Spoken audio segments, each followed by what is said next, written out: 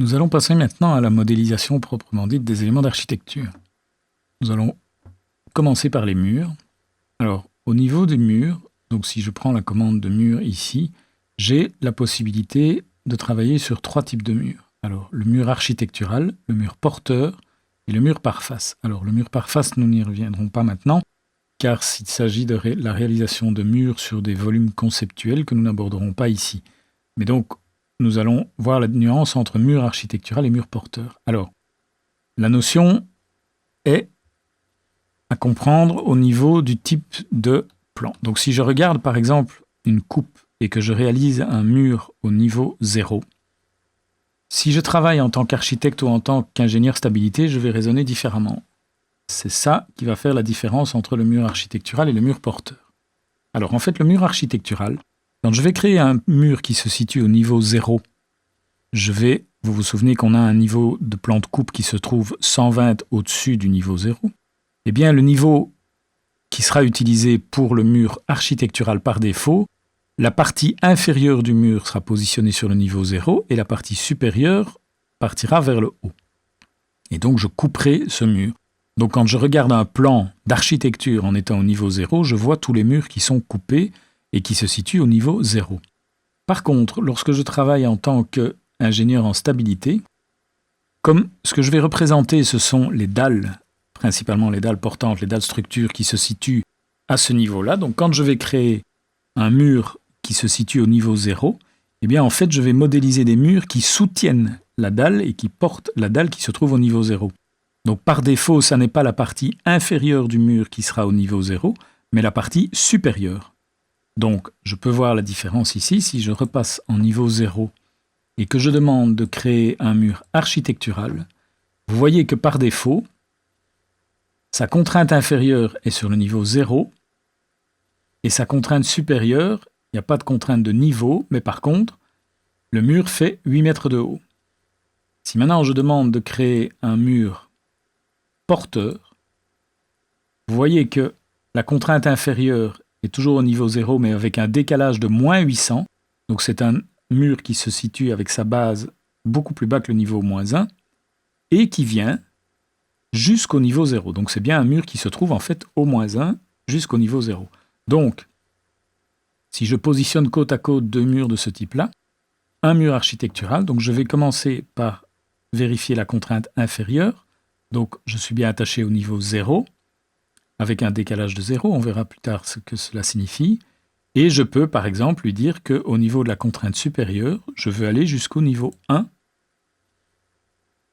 sans décalage supérieur. Et je vois que du coup, maintenant, la hauteur non contrainte ici est grisée parce que je verrouille ce mur entre le niveau 0 et le niveau 1.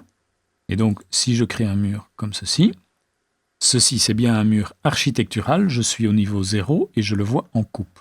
Donc, si je réalise maintenant une coupe qui passe à travers, comme ceci, j'ai bien un mur qui se situe du niveau 0 au niveau 1, qui est bien accroché à ces deux niveaux, et donc, si je modifie un des niveaux, je vois que mon mur va automatiquement s'adapter. Donc, tous les murs que je vais créer accrochés du niveau 0 au niveau 1, il y a un moment dans la maquette, je décide que je dois modifier mon niveau 1 et le déplacer, eh bien tous les murs vont être automatiquement modifiés. Donc gain de temps quand même considérable en cas de modification. Si je repasse en niveau 0 et que je crée cette fois-ci non plus un mur architectural mais un mur porteur, eh bien si je raisonne de la même manière, je vais avoir ici, alors oui, pour ça je vais forcément d'abord créer un niveau moins 1 pour ne pas travailler en décalage par rapport au niveau. Donc pour ce faire, je viens ici et je crée, par exemple, ici, un niveau que je vais appeler moins 1. Et donc en étant au niveau 0, je peux créer un mur porteur qui cette fois-ci ira du niveau moins 1 avec un décalage de 0 jusqu'au niveau 0. Voilà, je vois qu'il va bien faire 3 mètres de haut. Et quand je vais le dessiner, Revit va me signaler qu'il n'est pas visible dans cette vue, forcément puisque se situe au niveau inférieur. Et donc si je regarde dans ma coupe, ce deuxième mur se situe ici. Voilà, donc a priori, comme ça la distinction est bien claire, mais a priori le mur de type porteur, on ne l'utilisera pas en création immédiate, on utilisera plutôt le mur architectural, quitte à le rendre au niveau de sa fonction porteur par après. Voilà. Alors, comme j'ai montré, vous avez la possibilité d'accrocher donc immédiatement ce mur à des niveaux. On a le niveau 0 avec un décalage de 0 jusqu'au niveau 1 avec un décalage de 0. Qu'est-ce que c'est que ce décalage? Donc je pourrais par exemple décider, j'avais parlé d'acrotère au niveau de la création des niveaux, eh bien si ici je voulais par exemple avoir une rehausse d'1 mètre pour tous mes murs de façade, première méthode que je pourrais utiliser, qui n'est pas la meilleure, c'est de dire je vais travailler jusqu'au niveau 1, mais en mettant un décalage supérieur d'1 mètre. À ce moment-là, je vois que j'ai ici une distance d'1 mètre qui a été appliquée, et qui fait qu'effectivement, quand je vais modifier mon niveau 1, ce décalage d'1 mètre va rester valable, quelle que soit la hauteur à laquelle se trouve le niveau 1. Alors, ça c'est une méthode. Maintenant, il faut bien comprendre que ça, alors on a bien vu tout à l'heure les propriétés d'occurrence et les propriétés de type. Je vois que ici je suis dans les propriétés d'occurrence de mon mur, donc la partie gauche, toujours les propriétés d'occurrence, la partie droite, j'active un tableau qui me permet d'accéder aux propriétés de type. Donc, ce décalage ici étant un paramètre d'occurrence, il est clair que si maintenant j'ai dans mon projet un bâtiment complexe et j'ai 85 murs de ce type-là qui doivent aller jusqu'à un niveau d'acrotère qui se situe 1 mètre au-dessus du niveau 1, je vais avoir cette valeur d'1 mètre qui va être encodée 85 fois dans des propriétés d'occurrence de mes murs. Si par après on me demande de modifier la hauteur de cet acrotère, je vais devoir être bien vigilant et modifier tous les murs qui ont ce décalage. Ça ne va pas être évident. Donc c'est pour ça que je disais qu'il valait beaucoup mieux travailler sans décalage de murs avec des niveaux. Donc clairement, dans ce cas de figure, je vais créer un niveau, mais où cette fois-ci je vais lui dire que je ne veux pas de vue en plan. La distinction est bien visible parce que la boule est noire plutôt que bleue. Je vais appeler ce niveau par exemple acrotère. Et dès lors que j'ai créé un niveau, le mur ici, même si c'est un niveau qui n'a pas de vue en plan associée, je peux très bien, au niveau de la contrainte supérieure du mur, lui dire qu'il doit utiliser le niveau acrotère.